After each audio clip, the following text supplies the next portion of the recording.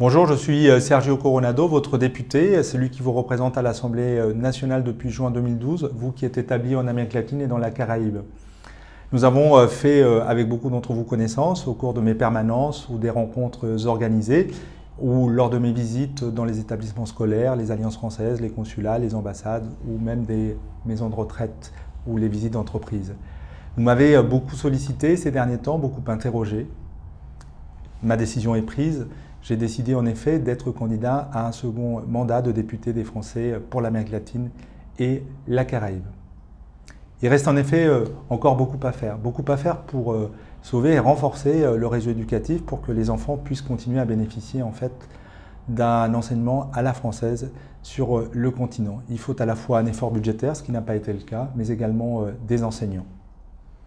Il faut aussi faciliter les démarches consulaires, les moderniser, mais il faut avant toute chose mettre un terme à l'hémorragie dont l'Amérique latine a été la cible. Nous avons connu des fermetures consulaires nombreuses sur le continent et cela affecte la vie de nos compatriotes et notamment des plus fragiles, les retraités par exemple. Il faut, à un moment difficile économiquement pour le continent, accompagner les entrepreneurs et également venir en aide, comme je l'ai fait dans le cadre de la réserve parlementaire, auprès des chambres de commerce qui sont un outil indispensable de la relation commerciale et économique entre la France et l'Amérique latine.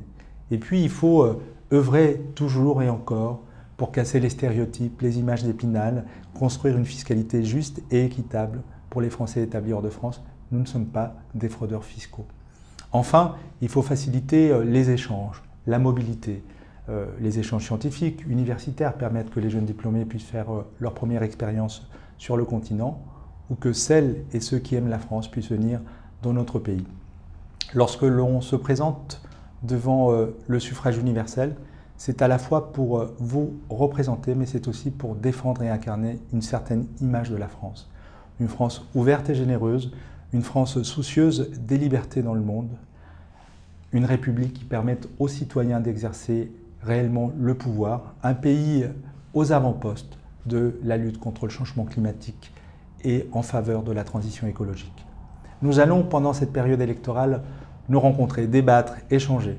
Je vous donne donc rendez-vous dans mes apéros de campagne que je vais organiser et je vous dis à bientôt. N'oubliez pas, voter, c'est un droit. Je crois même que c'est une obligation.